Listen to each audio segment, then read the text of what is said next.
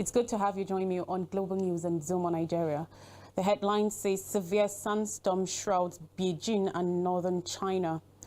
Cleric and 4 others arrested for stoning woman in Bangladesh. Opposition in Kuwait await new era amidst political crisis. Kim Jong-un urges practical offensive war deterrence, and US-Philippines launch largest ever yearly military exercises.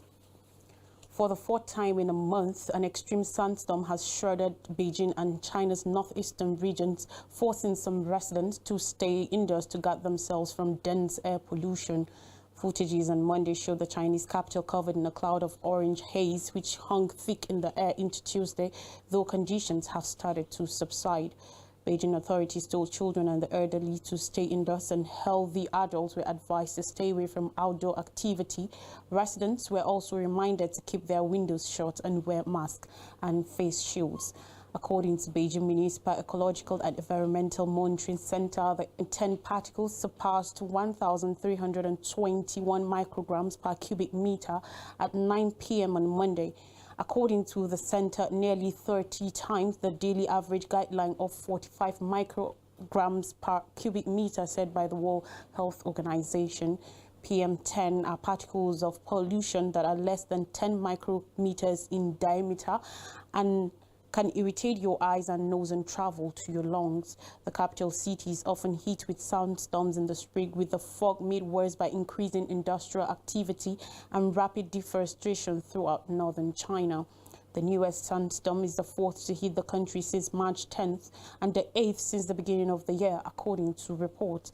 The most extreme sandstorm so far this year happened on March 22nd, when PM10 particles hit 1,667 micrograms per cubic meter, according to the Beijing Municipal Ecological and Environmental Monitoring Center. According to China's Central Meteorological Observatory, this time the impacted areas overextended to the Xinjiang, Inner Mongolia, Gansu, Ningxia, Shaanxi, Hebei, Tianjin, Shandong, Henan, Jiangsu, Anhui, and Hubei, according to the National Observatory. According to police, a Muslim scholar and 3 village elders have been detained in Bangladesh on charges of ordering a woman to be beaten and stoned after she was accused of adulterous affairs. On Monday, police said the woman was caned 82 strokes and stoned 80 times with small bricks pieces after an imam issued a fatwa, a religious decree punishing her last week. Officers arrested 4 people, including filed under Bangladesh's Prevention of Oppression Against Women and Children. Her husband, he said, works in the Gulf country of Oman and returned home after the incident was reported. He also seeks justice for what happened to his wife, Hussein said. The woman said she was a victim of terrible injustice. The majorly Muslim South Asian nation of 170 million people has a secular legal system, and applying Islamic law in criminal cases is illegal. The fatwa stoked an outcry, with feminist groups and right activists staging protests to demand the perpetrators' prosecution. Fawzia Muslim, the president of the country's largest women's group, according to reports, said they acted like medieval people. Village councils in rural Bangladesh frequently used Islamic law to punish Muslim women accused of adultery decades ago. Bangladesh's Supreme Court permitted fatwas to be issued but prohibited their enforcement in 2011 ruling. The decision efficiently allowed Islamic law to be followed voluntarily but prohibited any kind of punishment by Muslim scholars or village councils.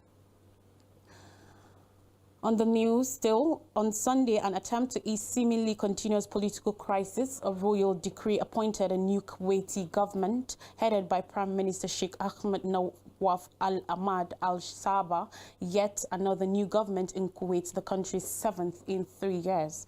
A former Kuwaiti royal decree dissolved the country's parliament and called for new elections last June, with the intention of bringing in a new era in the Gulf country as it struggled with political instability. However, last month, and after protracted friction between the government and parliament that was only elected in September, the legislative body was dissolved by Kuwait's constitutional court and substituted by the very parliament that had preceded it. The reason given the ruling was non-cooperation from the government, but the decision had surprised several in Kuwait, mainly considering its divergence from the royal decree, which had been issued just 9 months before. Meanwhile, in spite of the situation, there has been no comment from either the Kuwaiti Royal Court of the country's government on the issue since the ruling was issued on March 19th. A gradual lack of cooperation from the preceding government during assembly sessions ahead of the new year led to the resignation of the cabinet in January, finally instigating the judicial branch's recent ruling. In a country with the most active parliament in the Gulf region, the ruling could also be interpreted as an attack on Kuwait's opposition after the majority of seats in September's polls went to opposition members. Al-Arakia, who focuses on Gulf legislatures, argues that the decision has plunged Kuwait into a constitutional crisis, putting opposition members in the uncomfortable position of criticizing the court. According to a report, North Korea's leader Kim Jong-un has called for the deepening of the country's war deterrence in a more practical and offensive manner in a meeting with senior military officials to deliberate the country's preparations for conflict. The meeting on Monday of the Central Military Commission of the ruling Workers' Party came amid added tensions as the pace of joint military exercises by the United States and South Korea have deepened. Reports said the Commission's members met to deliberate ongoing efforts to improve the country's war deterrent to cope with the rising moves of the U.S. imperialists and the South Korean perpetrators to unleash a war of aggression. Washington and Seoul have described their drills as defensive in nature and said the expansion of maneuvers is necessary to cope with Pyongyang's expanding nuclear and missile programs. Kim reviewed North Korea's frontline attack plans as well as various combat documents and emphasized on the need to strengthen his nuclear deterrent with increasing speed on a more practical and offensive manner, reports said. The meeting also discussed practical matters and measures for machinery to get ready for various military activities proposals that no means and ways of counter-reaction are available to the enemy, it added. The U.S. and South Korean militaries conducted their largest field exercises in years last month. They also held joint naval and air force trainings involving an American aircraft carrier, strike group, and nuclear-capable bombers. Reports claim the frantic drill simulated an all-out war against North Korea and communicated threats to occupy Pyongyang and decapitate its leadership. Pyongyang has fired about 30 missiles in 11 different launch events this year, including intercontinental ballistic missiles that demonstrated the potential range to reach the U.S. mainland and several shorter-range weapons designed to deliver nuclear strikes on South Korean targets. North Korea also launched later smaller nuclear warheads and tested what it called a nuclear-capable underwater attack drone. Nuclear talks between Washington and Pyongyang have stalled since 2019 over disagreements in exchanging crippling U.S.-led sanctions and North Korea's moves to wind down its nuclear weapons program. Now, the United States and the Philippines have started their biggest ever military maneuvers, which will include a live-fire drills on a sunken ship in the South China Sea. Over 17,000 armed forces are taking part in the yearly event known as Balikatan, which about 12,200 American soldiers, 5,400 members of the Philippines Armed Forces AFP, as well as representatives from other countries, including Australia. Balikatan means shoulder to shoulder in Tagalog. The drills are planned to end on April 28th. AFP spokesperson Colonel Medel Aguila said in a statement released by the U.S. Embassy last week that the Balikatan exercise enhances the AFP and the United States Armed Forces tactics, techniques, and procedures across a wide range of military operations. It increases our ability to work together effectively and efficiently in response to various crisis situations. Balikatan provides unparalleled opportunities to demonstrate the strength and readiness of the Philippine-U.S. Security Alliance, Lieutenant Colonel Daniel Hooven, Balikatan Combined Joint Information Director, said in a statement, adding that such operations were important investment in improving the ability of U.S. and Philippines forces to work together in diverse military operations. The newest Balikatan drills are getting underway as China concludes 3 days of military exercises around Taiwan that the island's president described as a threat to regional security and Japan said were intimidation. The Philippines has come under mounting pressure from China in recent years over Beijing's expansive assertion to almost the whole South China Sea. There are more stories. Taiwan's Tsai criticizes Beijing drills as reckless. Tsai Ing-wen, Taiwan's president, has condemned China over its 3 days of military drills around the self-ruled island, saying they were irresponsible and threat to regional stability. Beijing finished its war games, which simulated strikes on the territory of 23 million people on April 10th, although Taiwan's Ministry of National Defense said 8 Chinese vessels continued to operate in the waters surrounding Taiwan on Tuesday morning. The drill started after she went back home from a visit to Central America, during which she stopped over twice in the United States and held a high-profile meeting with the Speaker of the U.S. House of Representatives, Kevin McCarthy. Tsai, portrayed as a separatist by China, said visits to friendly countries were a long-term practice anticipated by the people of Taiwan. China uses this launch to military exercises, triggering instability in Taiwan and the whole region. This is not a responsible attitude for a major country in the region, she wrote on her Facebook page late on Monday night. Beijing sees Taiwan part of China and has not ruled out the use of force to take control of the island. The newest drill simulated attacks on Taiwan, and reports said dozens of planes had practiced an aerial blockade. China's People's Liberation Army's Eastern Command said in a statement that the trainings comprehensively tested the integrated joint combat ability of numerous military branches under actual combat conditions. The drills did not appear to be on the same scale as the military activity that followed the visit of then U.S. House Speaker Nancy Pelosi to Taiwan in August last year, but also drew a rebuke from Japan. Its southmost islands lie close to Taiwan, and it hosts a major U.S. airbase on Okinawa. According to reports, Japanese Defense Minister Yasukazu Hamada described the drills as intimidating training to seize sea and air control around the island. China appeared to have shown an uncompromising attitude regarding Taiwan issues through the drills, Hamada added. Pakistan election panel seeks law amendment, wants its powers back.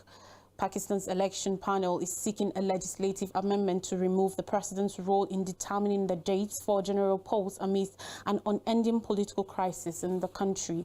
Head of the Election Commission of Pakistan, ECP Sakandar Sultan Raja, on Monday sent a 5-page letter to the National Assembly Speaker Raja Parvez Ashraf and Senate Chairman Sadiq Sanjarani, requesting the amendment to the law guiding the panel's powers.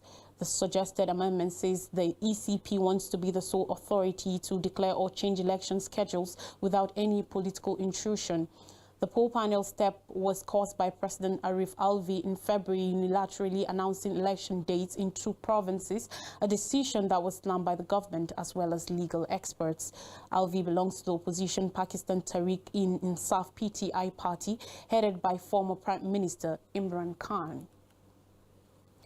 In the shores of Africa, survivors in Democratic Republic of Congo haunted by a nightmare of M23 activities. The M23 rebel group reportedly left the village of Kinshishe, Eastern Democratic Republic of Congo, in early April. Still, inhabitants are haunted by a massacre that was committed between November 21st and 30th, 2022, when the armed group controlled the area. Last November, the United Nations Joint Human Rights Office reported that the rebels summarily executed at least 171 people in the localities of Bambu and Kinshishe. A regional force has since been overseeing the withdrawal of rebel groups in the east of the DRC. Last week, the East African forces announced they were in control of Bunagana, a strategic town in the eastern DRC earlier held by M23 rebels for over 9 months. Life hasn't returned to normal for many civilians. For all that, DRC's Justice Minister urged the International Criminal Court last year to prioritize crimes committed in the east. After re-emerging in late 2021, the March 23 movement seized large swaths of territory in the region. I'll take a short break. When I come back, I'll bring you new stories from Nigeria.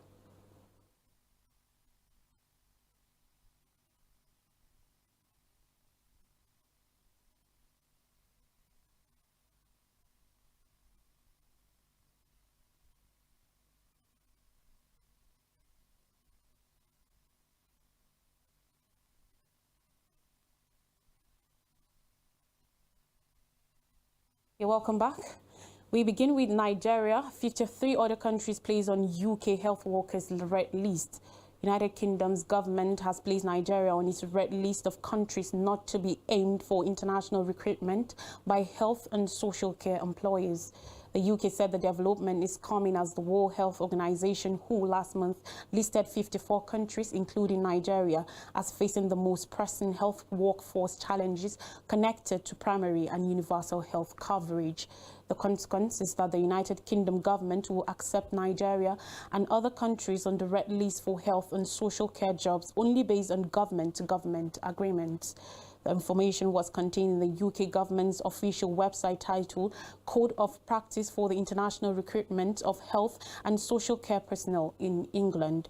The document partly reads consistent with the WHO Global Code of Practice principles and articles, and as explicitly called for by the WHO Global Code of Practice 10-year review, the listed countries should be prioritized for health personnel development and health system-related support, provided with safeguards that discourage active international recruitment of health personnel.